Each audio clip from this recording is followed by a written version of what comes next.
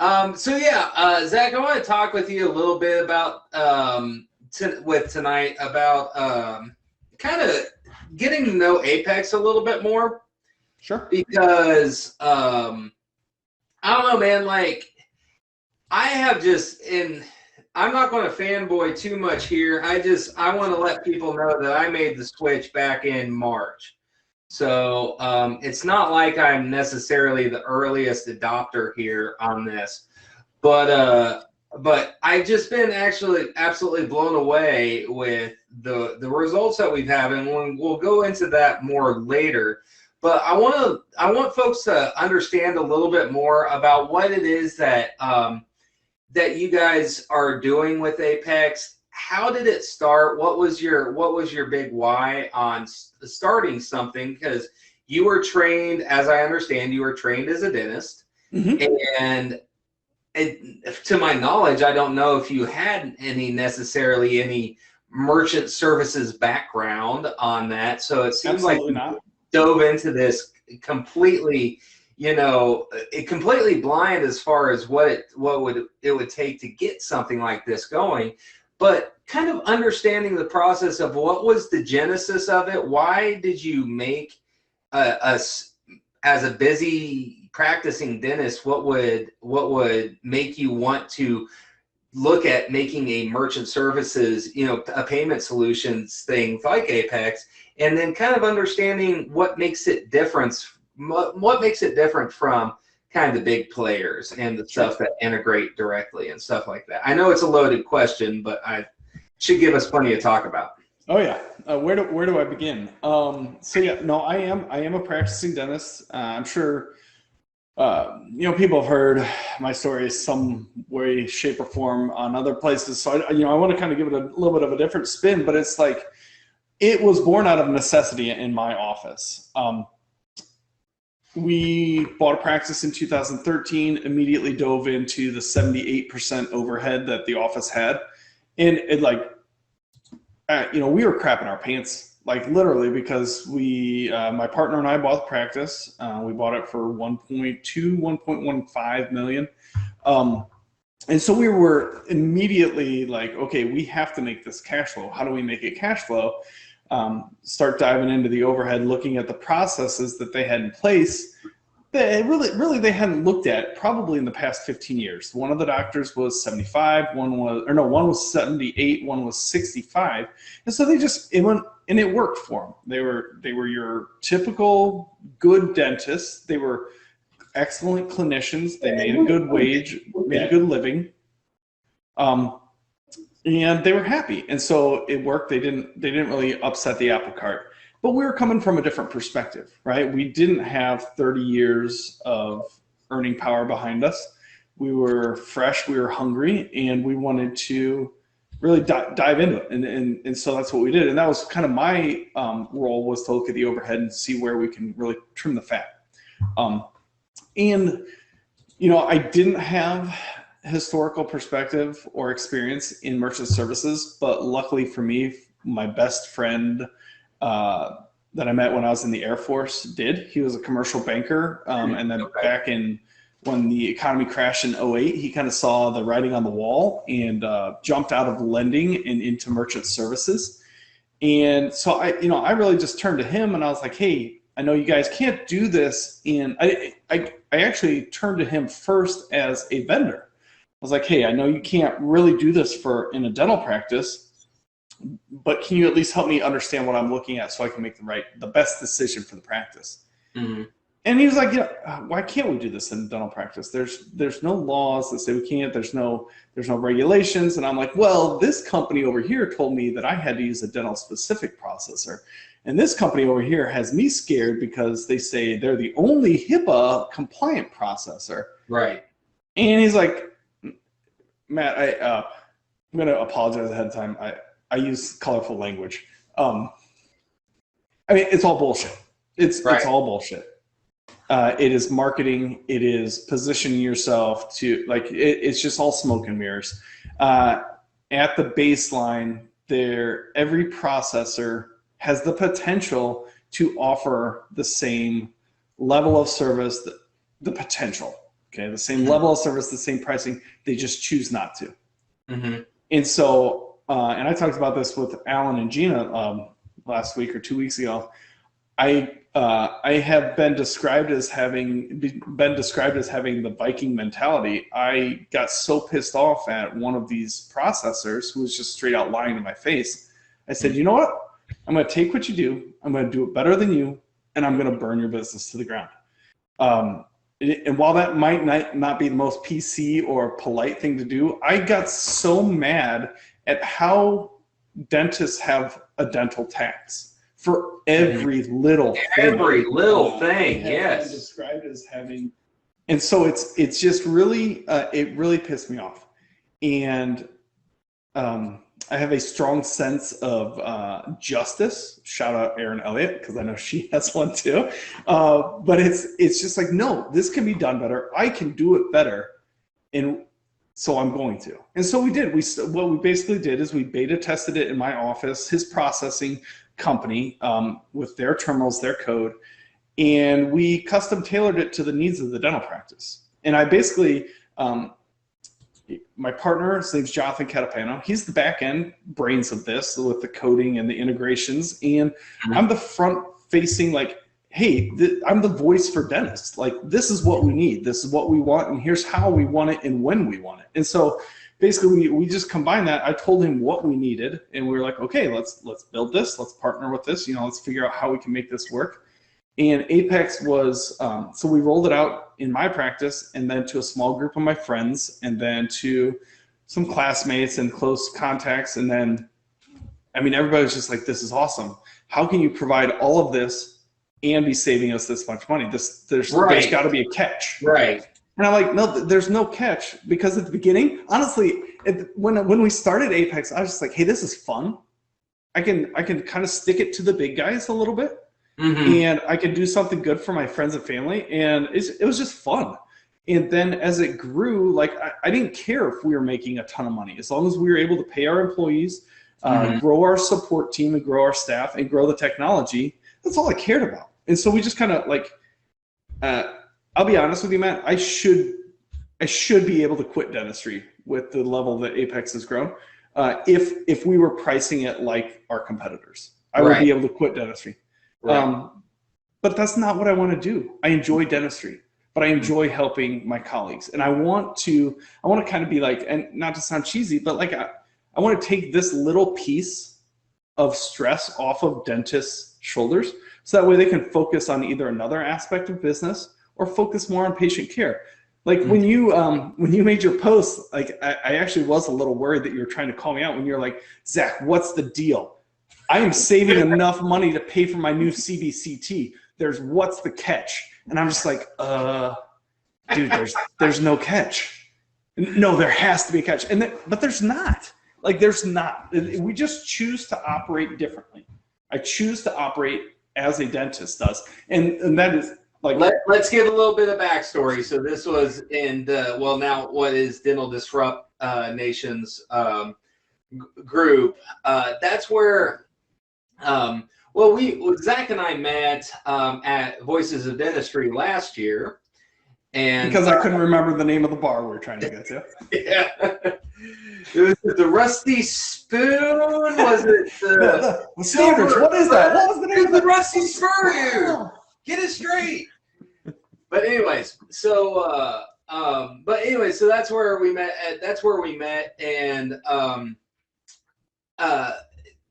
they had a live going on, and some discourse back and forth in the Dental Disrupt Nation group, and that's when I was just finally like to the point of like, okay, I'm going to really look into Apex now and kind of and see what's going on.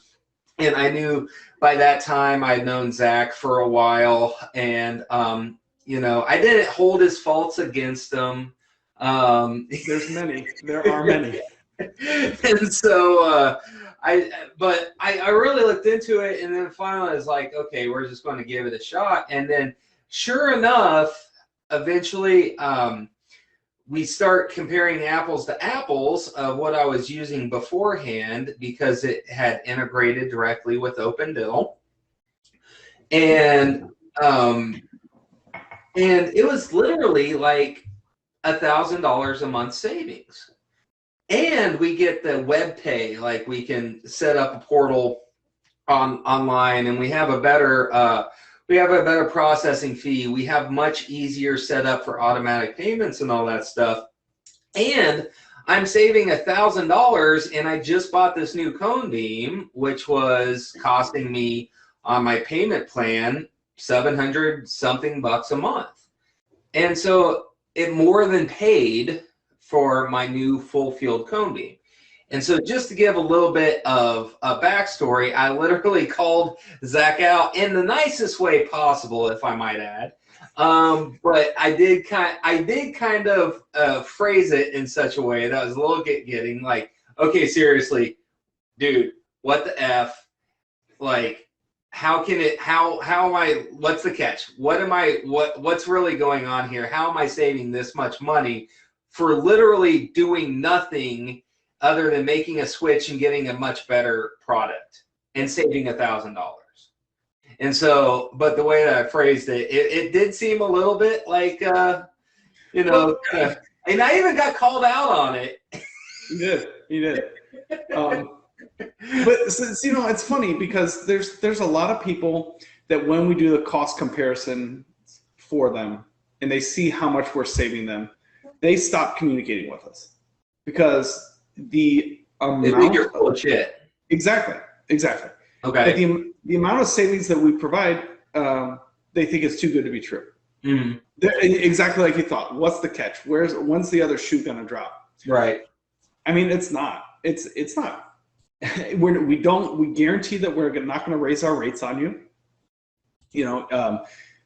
We charge the fee for equipment, like we charge costs. So we don't lease our equipment out. The only difference is the payments don't post directly to Open Dental, which we're working on. We're working on. Give us a little bit of time. Mm-hmm. But the integrated processors have that relationship currently locked down, so they can charge whatever they want to. And so they're charging, they come up with these crazy different pricing schemes, tiered pricing, automatic bill back, interchange plus enhanced bill back. And they make the statements so confusing that you can't understand what you're looking at, so you just throw your hands in the air. And you just say, you know what, this is a cost of doing business. And don't feel bad about that. Before I started Apex, I thought that every processing company was the same no matter what. I was like, oh, this is credit card fees are credit card fees. Right. It's just a cost of doing business, which is absolutely not true. Because we've seen everything from 2% to 7% for processing. And these practices that they sign up with their bank, specifically, there's a large bank in the bank of the country that we live in, that they raise your rates every 6 months. Every 6 months. And it's kind of like the frog in the pot of water, right? You turn it up and you don't know that you're boiling to death. A slow boil over time.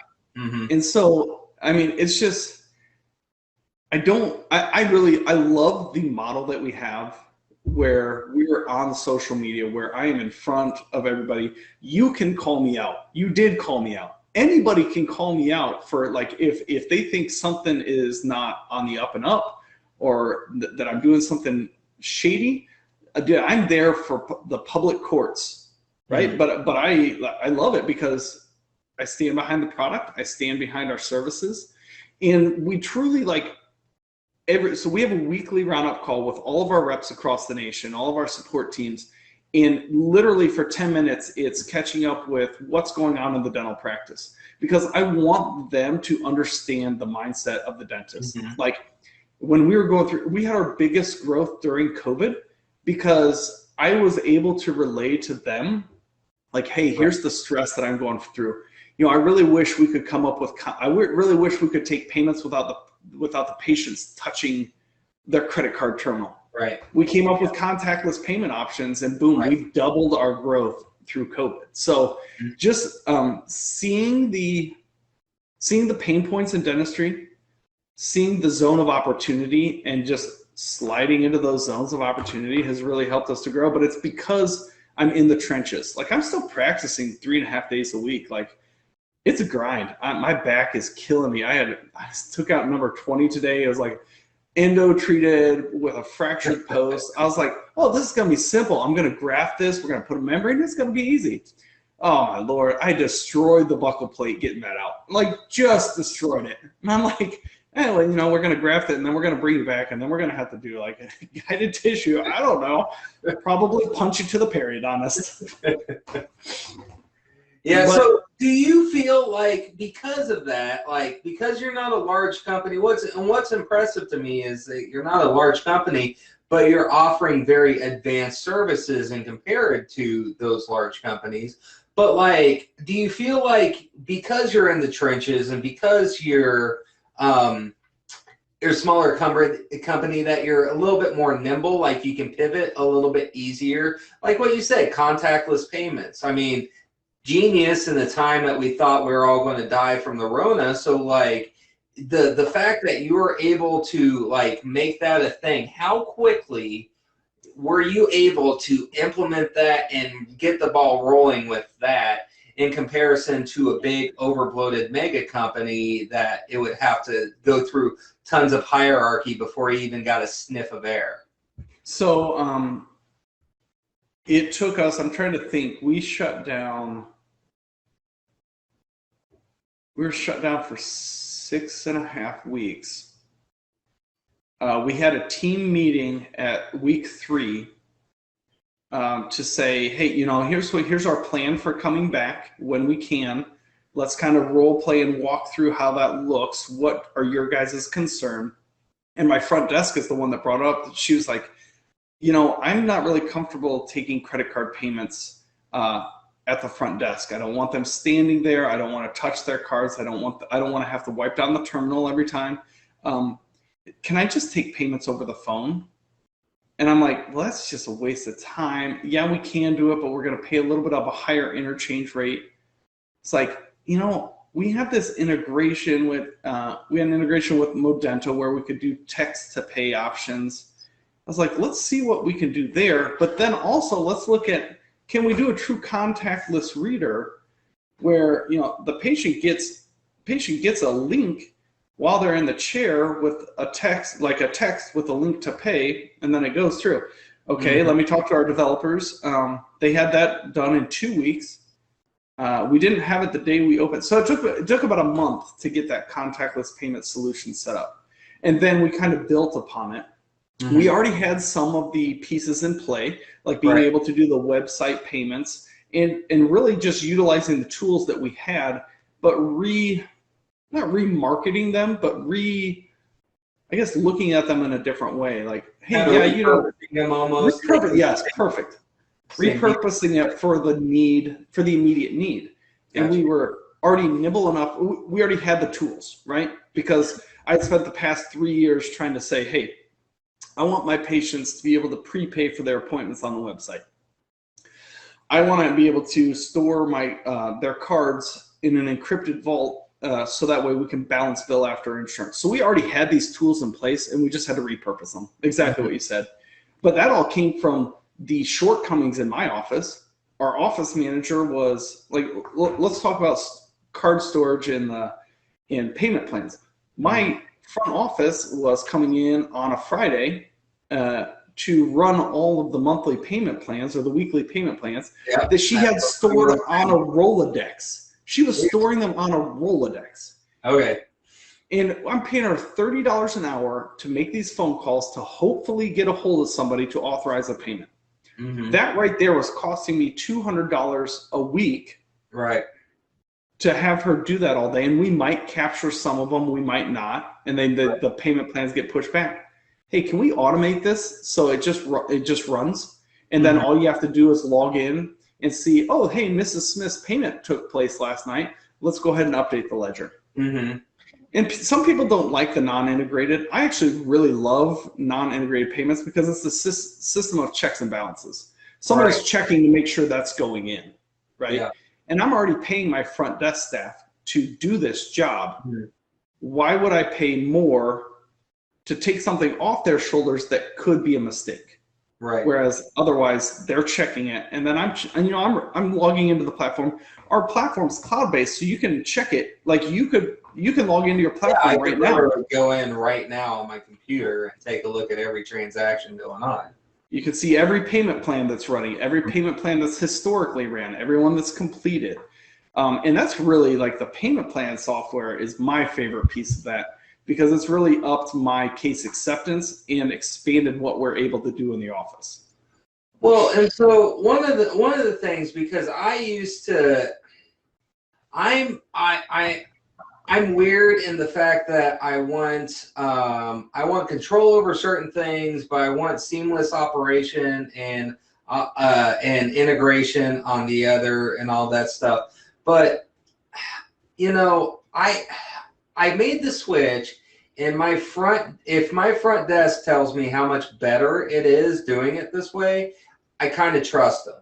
Right. And in the fact that it doesn't take them any more time to upload payments done on the portal or automatically or whatever, versus receiving a check in the mail. I think we all receive checks in the mail and upload them into the ledger.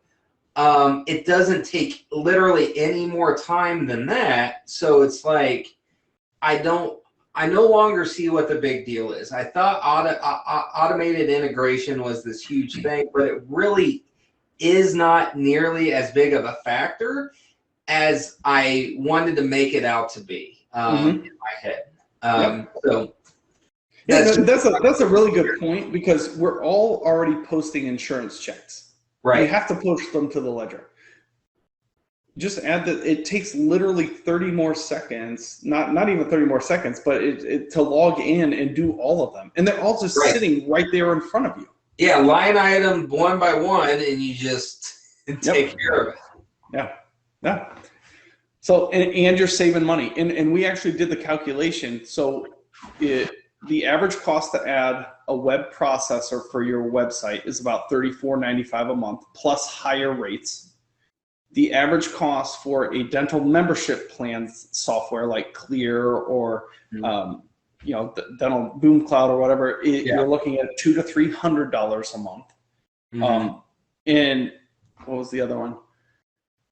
The encrypted vault storage, like you might be able to do that for 30 or 40 bucks, but we're saving, in addition to the rate savings that we're offering, we're saving people $300 to $500 a month just by bundling services together that we offer for $18.95. Right. Like, that's the whole platform fee. That's it. I don't know. Are you a golfer? That's it. That's it. Manolo's the best.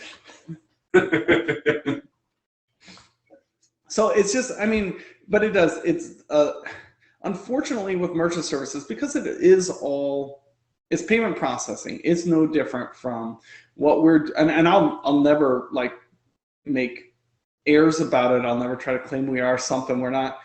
Payment processing is the same for a gas station, for a restaurant, for a dental office. You're literally just transacting numbers via the internet.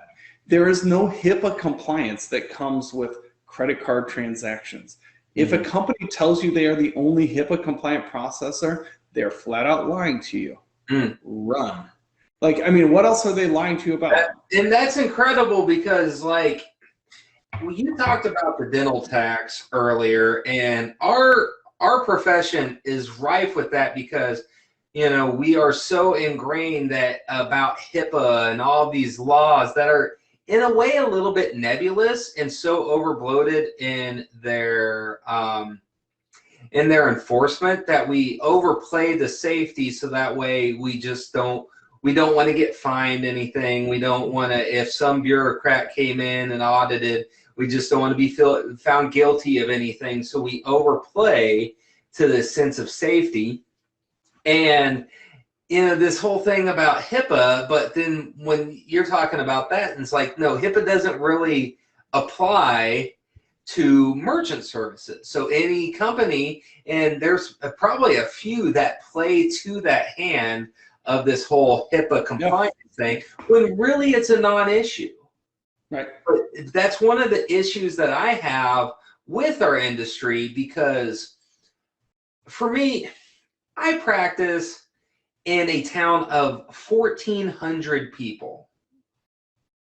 And that's the biggest town in the county. I'm the only dentist in the county.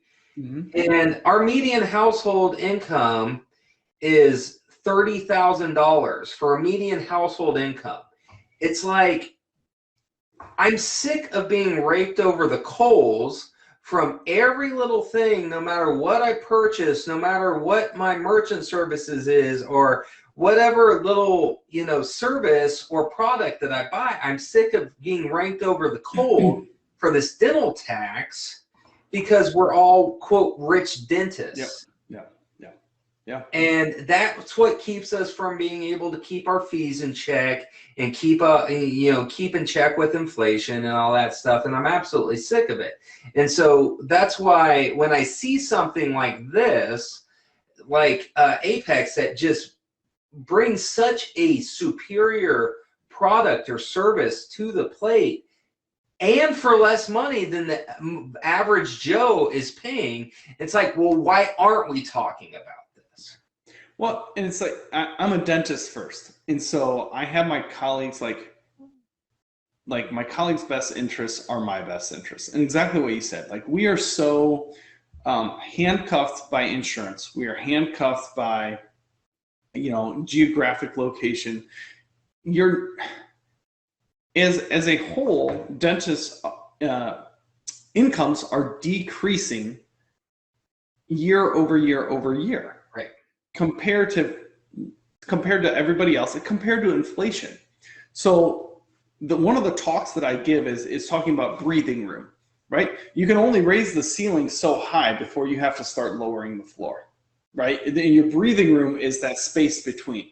So you can only produce so much dentistry. You can only do so many ortho cases before your chair space runs out, your assistant pool runs out. You just can only do so much. But if you're chugging along at an 80% overhead, you're going to burn yourself to the ground. But if you can somehow lower that overhead by 20%, your growth you don't have to grow at all. You just got a 20% raise. So I am a huge proponent of running lean and mean. My office runs between 39 to 42% overhead month over month. Mm-hmm. And that gives me the flexibility to do the dentistry I want to do the procedures I want to do, and to not worry about it. And so how did I get there? Well, first off, we cut out Stericycle. We cut out a service that launders the lab coats and presses them. All right, that's gone. We looked at merchant services. I checked out my lab bill. We added a CEREC because long-term ROI, I saw the benefit of that. Yeah. Doing in-house lab. And so you're not going to drop 20 points or 20% on your overhead in one fell swoop. Right. But if you can drop a percent, if you don't mind, like, you dropped 1.5% on your merchant services. Right. That's 1.5% of overhead. If you do $1 million a year, yep. Let's just say your practice is $1 million a year, that's an extra $15K in your pocket. Right. In your pocket. For just making that small change. And if you can compound those changes, exactly. Over time, you're going to lower your overhead. You're going to have a better quality of life, a better quality of dentistry, and you're going to be able to enjoy dentistry more. And that's it. That's the name of the game, right? Mm-hmm. Yeah, and that's what I think, because like what you just said, I forget the name. There is this. I think it comes from Lean or Six Sigma, but this whole process, and it starts with a K, but it's this whole process of take 1% improvement, but over time and with enough consistency. You know what I'm talking about? I know what you're talking about. I can't remember. I know it does. But anyways, it's basically taking 1% and improving 1% every day or every week or every month or whatever, but over a gradual enough time that makes big changes, right? And like you said, with this whole overhead thing, there's no fail swoop. And it's like, if you go back to like, because I grew up on Dental Town during dental school and then after, and you had like these two warring camps. You had a camp that was like, you have to, nickel and dime and save and scrimp on every little percentage that you can, keep your office super low overhead. But then you have this other camp is like, no, you don't need to focus on it. You just need to focus on what you're doing in production, and you can outproduce. The easiest way to drop your overhead is to increase production. And just like any rule of nature, really, the truth is somewhere in the middle, right? Yep. And there's no absolutes. We don't want to use, we don't want to get to the point where we're using house brand composite or anything like that. But at the same time, you can't outproduce just shoddy monetary policies. You can't outproduce, just constantly adding more to your shoulders without keeping all this other stuff in check. And that's kind of where I've gotten to over the last few years. Is it kind of becomes this game of, okay, where can we cut the fat where we need to, until the point that it starts sacrificing quality, because we can't sacrifice quality. Mm-hmm. But, do we really need Stericycle? Like you said, do we really need our lab coats pressed and all that stuff? And so that's where I think a lot of our colleagues would benefit from kind of doing a very kind of a gut check of themselves, but really stepping back and doing an analysis on certain things in their office, kind of looking at that Pareto principle, that 80% of results coming from 20% of your effort. Well, I think like merchant services, any office under the sun is probably taking credit cards and maybe taking payment plans and stuff like that. So why not focus there first? That's that 20% that you can focus on to help get you 80% of your savings down the line. Does that make sense? It does. It does. So a couple of things. One, it's the Kaizen principle. 1%. Kaizen. I was like, I got to remember that. But then two, so dentists inherently are risk averse. Would you agree? As a culture, or as a profession, we're risk averse. Yeah, for the majority, risk averse for sure. So first, a lot of people are resistant to change because of that. But two, like you said, so from my perspective, merchant services is a way where you don't have to sacrifice quality to lower the overhead, right? But some people always equate lower cost with lower quality. Right. The one thing that we have really focused on is actually having the most responsive customer service.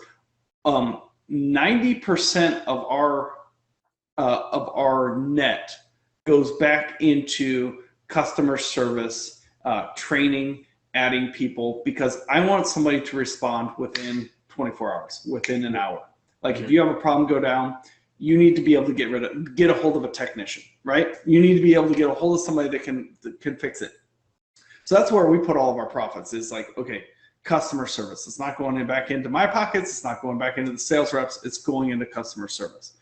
And so like the quality that we provide and the technology that we provide for the price is like, we're head and shoulders above everybody else. Mm-hmm. And I stand by that. I will stand by that, even though yes, I'm drinking an old fashioned, but it's not liquid courage. It's the truth. Like, we have the most responsive team, the lowest cost processing, the most technologically advanced platform. The only piece that we have been missing up to this point is the direct integration, because they've got the contracts, because they're locked in, and they're kicking back to the process or kicking back to the practice management software. So that's that's the old boys club, but we're breaking into that. Yeah. Because we have grown we've grown to a point where practice management softwares are actually reaching out to us saying, hey, we see your reputation. We see what your customer base is. We want you to be part of our culture.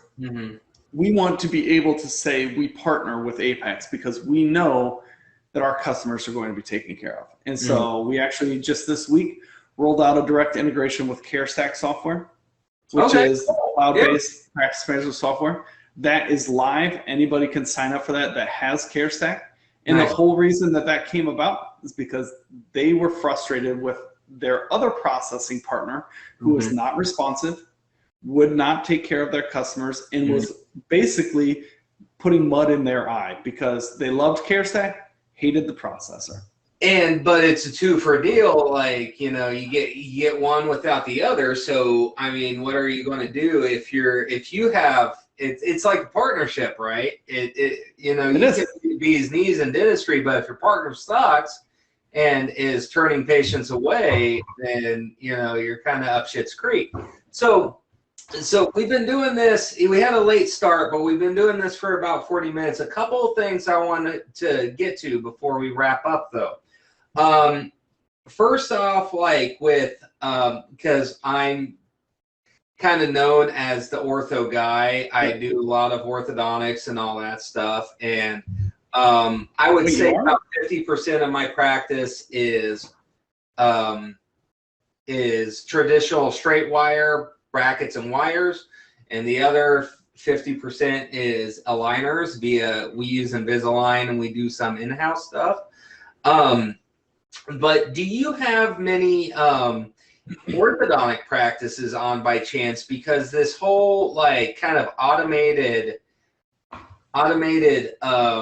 monthly payment thing geared towards, like you said, the membership program, which we do as well. The membership programs and or orthodontic practices, especially where they do straight wire, and so they have very kind of low upfront cost and are built towards a kind of a monthly payment in-house thing. Do you have many practices that are currently doing that yet? And kind of what are some of the best practices that you see with that? Sure. No, that's our bread and butter. So here's where the payment plan system works best: orthodontics, sleep apnea, implants. Okay, and here's why. So because you have a model, then it's the T-bone model. Implants, sleep apnea, orthodontics, his holy triad. But it's because you have a captive audience over time. Okay, so let's look at let's end with orthodontics because that's huge. It's easy. It's huge. But let's start with sleep apnea. You have a patient that comes in. You're going to fit them for an appliance, but if you're doing your job correctly, you're going to see them for follow-ups. In my office, I see them for a 1-month follow-up, a 3-month follow-up, and a 6-month follow-up where we do a follow-up sleep study. Okay, so what I do and what the kind of system that I recommend and have in place is we establish them with a 6-month payment plan for the appliance. Okay, because I know they're pot committed. If they want to be treated the best possible way, they will show up over the course of 6 months. Right. I require the cost of the appliance, my lab cost, or 25% down, whichever is greater. Okay. That way I know that my fixed expenses are covered. And then I break it up over monthly payments, because by about month 2 to 3, well, if I'm doing it right, at month 1, they're like, holy crap, doc, I would have paid 3 times this for this appliance because it's changing my life. I'm sleeping better than I have for decades. Yeah. So they gladly and willingly make those payments. But let's say they don't. Let's say month 3 pops up and they haven't made, the credit card gets declined on my automated payment system. They come in for their next post-op and I say, hey, looks like we've got 2 months past due bills. Before we can do this post-op and before we can get you into that home sleep test, we're going to need to establish a new credit card and catch up on our payments. Yeah. Okay, doc. And let's talk about implants. So I break it up over that 6-month payment period. And T-Bone talks about this a lot. He's like, you tell somebody that you have a $3,000 appliance that's going to fix their snoring, because Right. to them that's all it's doing, they're going to balk at it. But if you say, hey, for $500 a month, we can get you back sleeping in the bed with your wife and feeling better during the day and stop that daytime drowsiness. How does that sound? Yeah. Oh, hey, doc, that's doable. Yeah. Okay, let's do that. And then, like I said, month 2 or 3, they're like, shit, I would have paid $1,000. I would have paid $5,000 for this appliance. Yeah. Okay. Yeah. So that's why it works in that model. In the implant model, for most cases, not for most cases, depending on the way that your practice works. In my practice, we have a 50-50 fee-for-service practice. We're white collar, a little bit older patient base. So I see patients like today, failing endo, number 20, fractured root. We're gonna extract, we're gonna graft, we're gonna sear back in 3 months. That's what your plan was. But we don't. Okay, let's talk ideals. Okay, yeah, it's gonna change. But okay, in an ideal patient, we would have extracted and 3 months later seen her for the implant placement, and then 3 months later seen her for the restoration. Right. So what am I gonna do? I'm gonna put her on a 6 to 8 month payment plan for the entire cost of the treatment.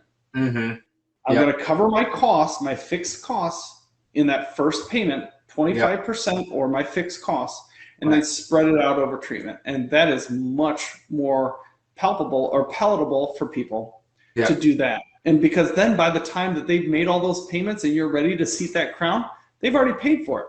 So what's the difference between them paying up front or paying at the time of seating? Nothing. Exactly.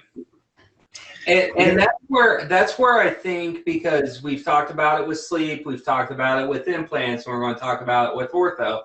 But I think that's why those 3 services are right for this, because a few things. You have, like you said, a captured audience where you're going to be seeing these people repeatedly, month by month, over an extended period of time.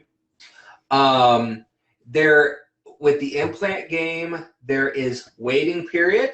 You gotta wait for osseointegration. You gotta wait for stuff to heal. So that's a perfect time to be capturing for automated payments, and just let that time work in your favor. But then also, like with sleep and with ortho, so 2 of those 3 are highly assistant driven. They're highly team driven. So why not leverage your team's time to be able to kind of get an automated cash flow going when it's not really taking up much of your time in your production? It's not like your 6-month payment planning for a single unit crown, Sarah. You can if you want to, but that's not really the beauty of where this really implies. It's leveraging either your assistant's time or just inherent time in the process of the service. And it goes back to a principle of sales that was established at Harvard. I actually did a 4-part series on this for Dentsply Sirona, talking about leveraging the power of your team to make you more efficient. Because if you can, the more that you can automate, and by automate, they mean take off your shoulders, automate through employees, automate through computer systems, whatever, to decrease your cost of doing business, but increase your return on investment. Right. I mean, you're exactly right. Sleep and ortho, huge. Because, and we're just, after about 3 years, getting to a point where our sleep program is automated, with the sense that my assistant, my sleep champion, has taken over the process, and she's doing everything. Like, she's doing the impressions. You just made Erin very excited, if she's still watching. Listen, I had to put that in there because she beats me up all the time. It's like, have you done this yet? Have you done this yet? Have you done this yet? Just like, what are you, T-Bone Jr.? Like, I have a long enough list from him on how I should be doing business. But it is like, she's like, and this girl, this assistant, I shouldn't say girl, because she's just a force of nature. She's just like, nope, I want to do this. I want this to be my thing. And I'm just like, take it and run with it. the less I have to do with it. And I still go in there and I'll do the bite and I'll shake hands, check the digital impression, but it is very automated. And the more responsibilities I give her, the more she understands, the more she does, the more she's comfortable with, the less I have to do. And so it's awesome. But taking that to the ortho, my biggest thing, because we do a lot, we're a heavy Invisalign office. Mm-hmm. And so in Invisalign, there's a large upfront cost, right? We all bemoan the cost of the aligners, like right, to the doctor. I still believe that they have the best ClinCheck, the best presentation to bring to the patient. I agree. But what we do is we actually bring the patients back for their ClinCheck appointments so they can visualize the changes that will occur. I go over it with them for 20 minutes, and then I say, and I'm going to bring Lauren back into the room to discuss your financial options. We have already pre-discussed, hey, this treatment is going to take an estimated 6 months, 8 months, 12 months, 14 months, right, whatever it is.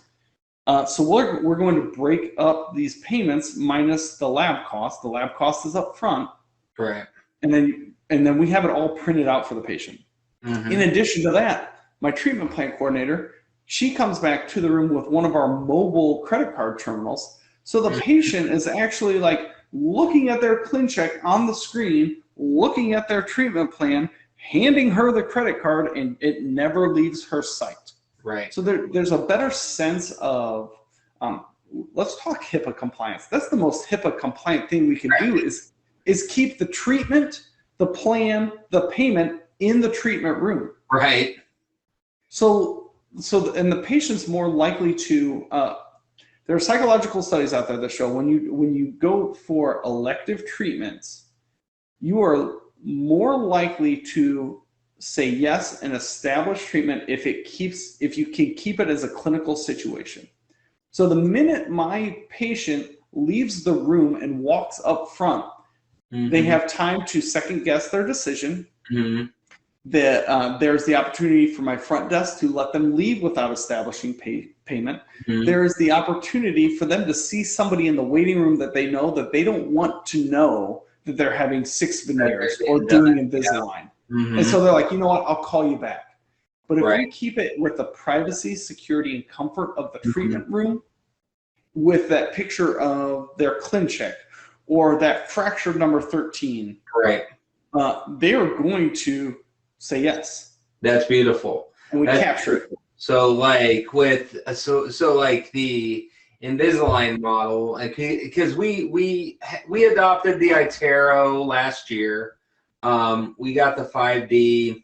I think we're like the first one in the state of Kansas to get the 5D, and we've been using the outcome simulator, and it's been amazing. And I used to poo-poo Invisalign, honestly. I used to do a lot of stuff in-house until we just got way too busy. And I have a smaller team. I only have 4 operatories. There's only so many team members I can have. And so I couldn't really keep delegating and adding more and more to their plate. I started outsourcing to Invisalign. And when I started taking the stuff that I learned, not to be a sales pitch for my courses or anything, wink, but like when I started taking these principles that I learned from my comprehensive straight wire to the aligner side of things and bridging that gap, we've been doing it. We've been able to do so much that I never thought was possible with aligners. Mm-hmm, mm-hmm. And quicker and more cleaner and with less emergencies and with less complications. And so but now that's where it's been kind of hit a roadblock, is because we have this upfront cost, right? Yep. $1,800 for a comprehensive whatever through Invisalign. And so, but now, and the way that I've been looking at it is like, if we could even get like, $1,500 down, because with Invisalign, they'll allow you to extend through net for 6 months. Mm-hmm. And so now we're even like, if it takes us to get that, I love your idea of having the mobile terminal right there, so they can be like, you go through the iTero, you run through the outcome simulator, so they're seeing a before and after, boom, right there, and you're bringing the terminal right to them, and they're like, yes, that is what I want. Boom, here's Take my money. Take my money. So Yeah. I've got a couple of principles when I run payment plans. My payment plans came from the stance that I love my care credit rep. She's great. She was very helpful. Mm-hmm. I hate the thought of giving everybody a 10% discount for my treatment, right? Right. And my thought process as I walked through it, when I was trying to come to the grips was saying, okay, am I prepared to be a bank? Am I prepared to be the patient's bank? Mm-hmm. I calculated over the past 2 years, or over the 2 years prior, what our default rate was on payment plans, or people just not paying us. Mm. Okay, 1% at our worst is like 1.2%. Mm-hmm. So I said, okay, 1.2% is way better than 10%. Right. So I'm going to go ahead and keep that 10% and take the risk of the 1.2. So that is a very objectionist way of looking at it, though, because us dentists, as fragile creatures, we focus on that 1%. We do. But if you think about that Mrs. Jones that burned us, I'll never do that again. And they allow one isolated incident dictate their mindset and the way that they operate business. Where if you look at it objectively, I guarantee you, I will take any practice in the worst economic climate in the United States. They don't have 10% default. They don't. 1 out of every 10 patients defaults on their bill? Absolutely not. Right. I would say at the worst, and this is completely me pulling pie in the sky numbers, I would say you're at the worst 5%. Mm-hmm. But you have to be a little selective with who you're offering these plans to. Right. So we offer, here's why we do this. I cover my lab bill for, let's say we're doing just a crown, okay? Uh-huh. And Mrs. Smith is like, I can't afford $1,000 for a crown.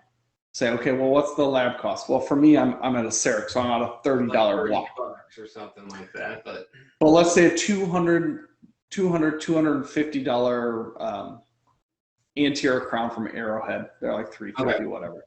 Right. So I'm saying, okay, I'll tell you what, Mrs. Smith, you're going to cover this upfront cost of $250. Mm-hmm. And then we're going to break up your payments over 3 months. Mm-hmm. Okay. I don't establish payment plans for less than $100 a month. If a patient can't afford $100 a month, they can't afford treatment. They can't afford their iPhone payment. They can't afford treatment. Yeah. I don't like to extend payment plans for over 12 months unless treatment goes longer than 12 months. Mm-hmm. So I'm using this for my full mouth reconstructions. I do full arch reconstructions, all on fours, things like that. We'll break it up. I'll let them take it out over 12 months. Only if a payment plan works out to be more than $1,000 a month. Mm-hmm. Because if you start making, and T-Bone will disagree with me on this, because he thinks that number is $500. Mm-hmm. In my environment, in my patient pool, if I can keep payment plans less than $1,000, mm-hmm. which is less than a mortgage payment, less than rent, right? They'll do it, right? Yeah. And so, you have to kind of custom tailor your plans to your patient base. Well, and I agree with that, because if I do an all on X, which is going to be like $25,000, I don't want to be on the hook for a $500 a month at that point. What you said, that whole $1,000 a month, that makes sense to me. In up to in that case, maybe up to 2 years, $1,000 a month, that makes sense to me. Versus $500 a month for 60 months, I'm not doing that. I would just rather them go to a local bank and get a low interest loan, and for me to get my money up front. So that's where we don't want to get into kind of throw the baby out with the bathwater, because we still have to think about cash flow. We can't bankroll everything. This is all about collecting that end of the funnel that you're losing them. We found something that works for them and is still profitable for us, right? And so, if they can pay up front, let them pay up front. Right. Let them do that. This is all about capturing what you would have lost and still making it work for your cash flow, making sure you're getting your lab fees up front so you're not losing money, but it's playing the odds against what you were talking about, that default rate of that 1% versus automatically taking that 10% hit. So you have to look at and come to grips with what are you willing to finance for your patients? How much? What's your number? And if you actually Sully talks about this a lot in the the Millennial Mastermind group. It's like, okay, you have to look at your finances and look at what can I bear to hold it, to cover at any point in time. For an established practice who is cash flowing, let's say you're collecting $100,000 a month on average. Your fixed expenses, and this is just an example, okay? But tailor this to whatever your specific is, okay? Say you are cash flowing $100,000 of production and collections a month. Your overhead is 65%. So your profit margin is 35% or $35,000, right? Right. I wouldn't keep it more. This is me because I'm very risk friendly. I go double my profitability per month. Mm-hmm.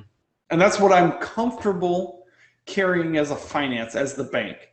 And that's purely my office. This is my office. I don't recommend it. I actually would recommend being like, okay, what is your monthly cash flow? What is your profitability? Let's keep it at 1. So like for a $1 million practice, let's just say with a 60% overhead, they can finance $40,000 comfortably because you're going to have an estimated rate of default of 1%, which is $400 on $40,000. Let's not lose perspective. Okay. So you're still collecting $39,600 of that. Which we write off. I mean, this is what kills me is the dentists are willing to write off 40% of their UCR, but they are not willing to finance because they're worried about that 1.5%. Right? So exactly. It's so easy for us to lose sight of the forest among the trees, right? Like we don't pay any mind that we're writing off 30% to Delta Dental or anything. But that, that $400 a month or whatever that we could possibly lose, that's what keeps us up at night. And so we're actually, like, I'm tracking that with an Excel spreadsheet. We're looking to formalize it with an Apex spreadsheet of like, you just punch in, your payment plans, and it will calculate for you on any given day what your rolling bankroll is, right? How much are you bankrolling? But here's the beautiful thing of this, and this is what I loved through COVID, because of our payment plans, our collections, like, we're always cash flowing. Even though we weren't there, nobody was in the office. I had 0% overhead. I was still collecting $3,000 to $5,000 a day because of my payment plans. You just made me think of something. So I have 2 things I want to talk about before we close. But one of these was just added on what you were talking about, and I want to flesh out a little bit more about memberships. Because you have all these companies, and I'm not going to poo-poo them because they seem to do a good service. I've just never seen the need for it. It's like a membership. It's X amount a month or X amount for the year, and these are your benefits. And I don't see why we have to complicate that and bring a third party into this. But anyway, so what my thought process is of the membership program is that's exactly what happened with us about that whole cash flow during COVID. That kept us afloat. Not just the insurance checks coming in, but also our memberships and stuff like that, and our ortho automated programs and all that stuff kept us afloat to where I never really took, I mean, obviously I took a hit from projected production, but like from an actual cash in, cash out standpoint, I never took a huge hit because we had the steady flow of income coming in. So like for people looking to do a membership, while at this point in the game, if anybody isn't doing a membership, I don't understand why wouldn't you? But especially in a case like this where we could automate payments. Like I'm at the point, because beforehand, before we had everything automated, I did it in two ways. I did it basically $299 a year for adults, and I did $249 a year for people under the age of 18. Okay. And I've changed that a little bit because I only have 4 operatories and 2 hygienists, and so we're getting booked out so far now that I'm able to kind of raise things a little bit. Yep. Mm-hmm. So right now, and also I wanted to build in the recurring monthly, right? Mm-hmm. And so instead of getting away from the lump sum for the year, now it's $150 sign-up fee to take care of the 2-hour new patient exam that we have. It's $150 for a startup, and then $30 a month from there. Mm-hmm. So for that first year, it comes out to be basically $450-ish. Mm-hmm. And then every year past that, it's $360. So if they still want to pay up front, they can still do the $299 and get the cash savings. But I can't tell you how many more people it speaks to when they hear $30 a month, because they've shopped around and they've done the Delta Dental and the Blue Cross, and it's $60, $70, $90, $120 a month for absolutely crappy coverage. Right. And here they're getting as good of coverage, if not better, for a flat fee of $30 a month. And that's a great perspective. The other thing that I'll add to that is, since we have do this a similar thing, we give that they can either pay once a year, it's $400 right up front, or you can pay $40 a month. Right. Okay. So they get a 20% discount for paying up front cash. All right. Mm-hmm. But that is set. So we create that as a payment plan that automatically renews every year. Mm-hmm. So they're automatically re-enrolled from year over year over year. And so you have an automatic patient retention. Yes. So if they pay tomorrow, like let's say I have a new patient that comes in, I'm like, hey, you have no insurance. Why don't you enroll in this plan, and it saves you money? And then July 1st of next year, they're re-enrolled, and then they're like, oh, I already paid for this. I guess I'm going there again for two more cleanings. And it's patient retention. Have you read the book by John Warlow, the Automatic Customer? I have not. I don't have time to read books. Well, Audible, bro. Like, you can listen to audiobook. Come on. You're on all these podcasts and you listen to your own voice. You can listen to an audiobook. I have a silky smooth voice, Matt. But anyways, he talks about exactly this. It's like creating a subscription business. Yeah. Right. Yeah. And everything in our society is changing to subscription based. People expect it. And that's the whole reason we came up with the website payments. It's like, wait, you can get online at 10 p.m. and pay your gas bill. Why can't you get online at 10 p.m. and pay your dental bill? Right. Wait, I can sign up for a gym subscription membership, and it just happens. It comes out automatically. I don't have to remember this. Why can't I do that for my dental membership plan? Right. But on top of that, why do you need to pay a company $300 a month to manage that when we do it already? Exactly. So. Exactly, and I'm not going to make much friends with those companies, but that's what kept me from signing up with their services in the first place. Is like, well, the cost of bringing a new person in, if I'm charging a new person $299 a year, it costs me a person's full year of experience and exams and my hygiene's time and their x-rays and all that stuff for something that should just be able to be automated. Now, and I will say there are places for membership plans in specific offices, but if you're an office that's really looking to like dial in your overhead and things, you can absolutely handle this on your own. But Yeah. and I say that we do have some partners that we work with that there's definitely it's not a one There's kind of size a fits place all for everything. Yeah, there's not a one size fits all, and they fit a niche, Right. whatever, that that is necessary in some practices. But I want to be able to be that. Like, I want to be able to be that solution for everybody. I want to be able to be nimble enough to focus on different areas. I got a question via the chat here. Will Apex ever integrate with Flex?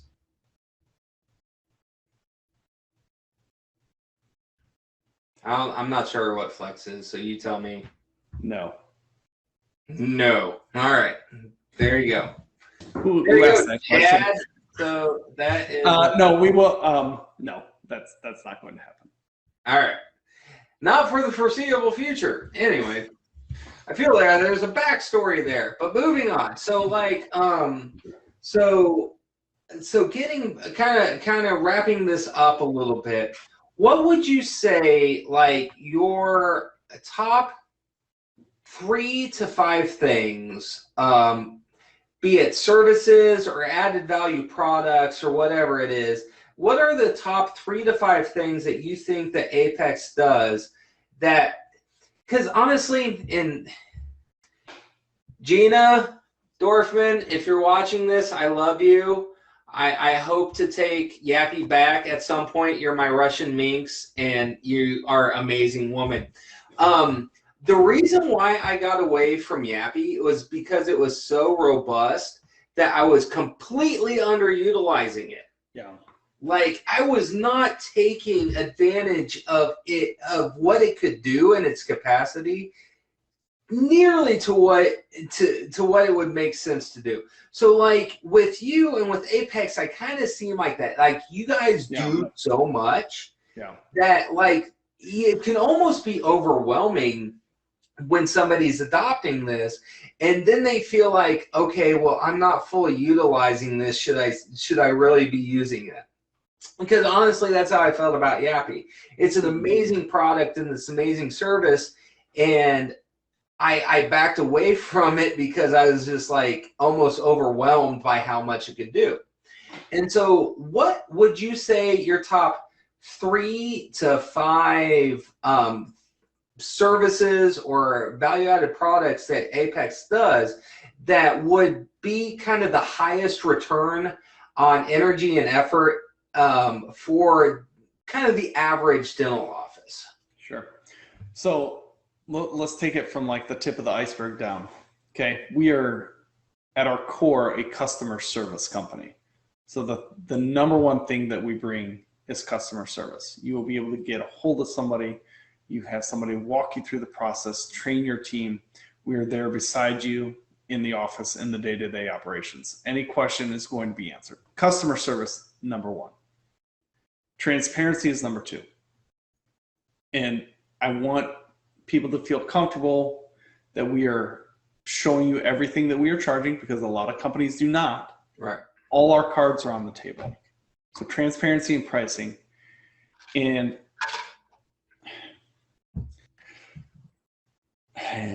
I mean, 3 is just how robust our platform is. T-Bone had this exact same thing for me. He said, just tell me you're the easy button for processing. We are the easy button for processing. We simplify and streamline all of the ways that you could take payments. And it funnels into this easy, nice, clean platform and dashboard that takes a payment from here, takes a payment from here, takes a payment from here, and it all funnels into one nice, neat bundle that you can see, and then you can disperse your data that way. But the number one feature that I love of our platform is the recurring payment plans.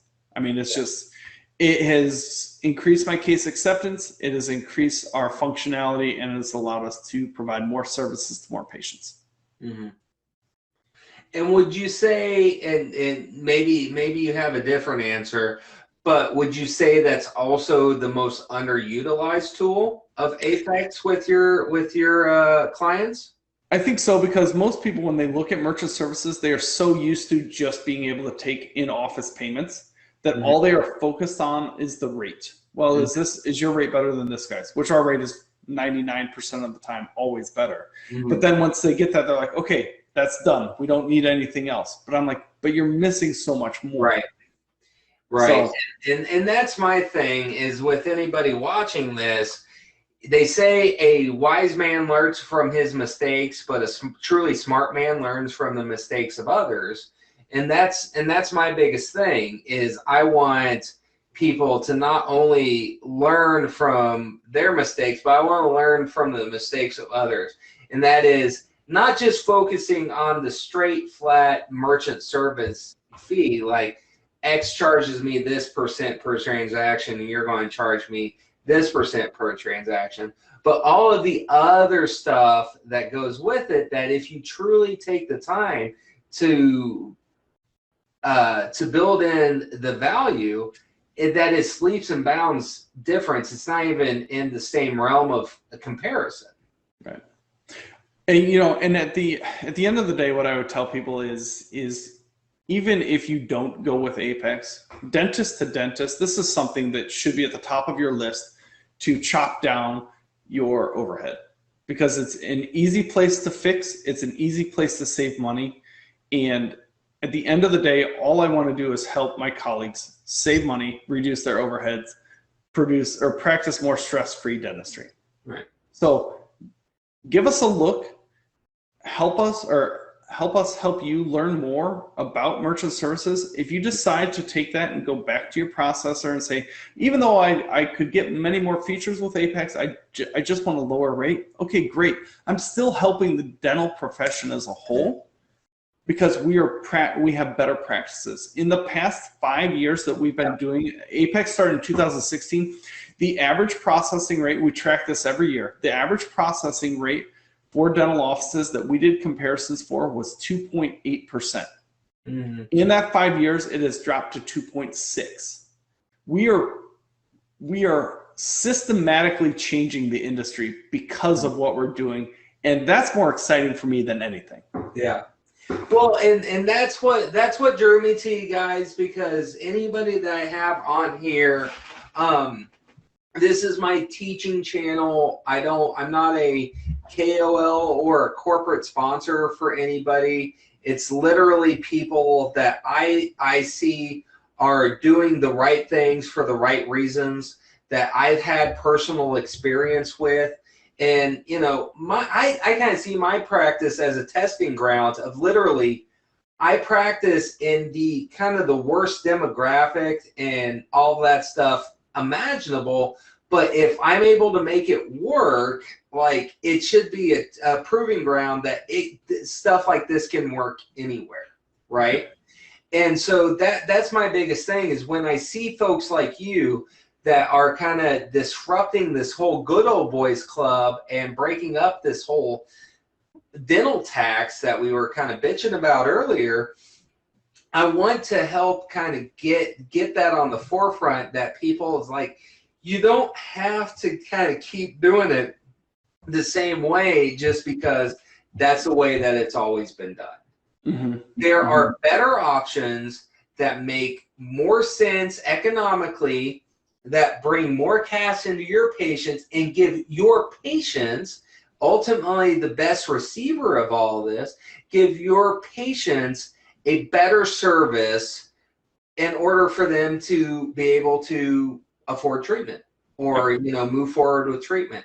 And so that's really what it's about at the end of the day. And that's why I respect the hell out of you, even though I shouldn't say so to your face, because I don't want your head to get too big in those earphones. The only thing I'm going to take away from this is that I have Matt's respect. Man, let's not get ahead of ourselves. Maybe Apex has the respect, but no, seriously, like that's what I wanted to kind of give another voice to, so that way people maybe will hear this, our colleagues will hear this and be like, okay, I need to look at this.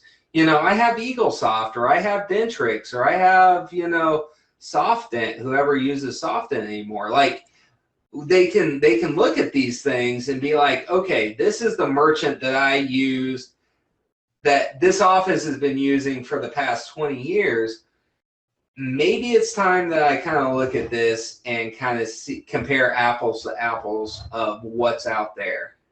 Because this last year has been a trying force for our profession and for many of our colleagues. And if there was ever a time to make changes that benefited you, benefited your patient, benefited the culture of your practice, now is the time to do so. Because this whole disruption thing is only going to get bigger from here. So, Zach, before we wrap up, do you have anything else you'd like to add? No, just if you are interested in having us take a look or contacting us just to learn more, just to educate yourselves about merchant services, check us out on the web, www.apexpaymentsolutions.com with an S on the end there. There's a contact form. We are very low pressure, low sales. If you reach out to us, we will respond. We're never going to come after you to get your business. Because we're like the hot girl at prom. She doesn't need to go out there and try and get dances. Somebody's going to dance with her.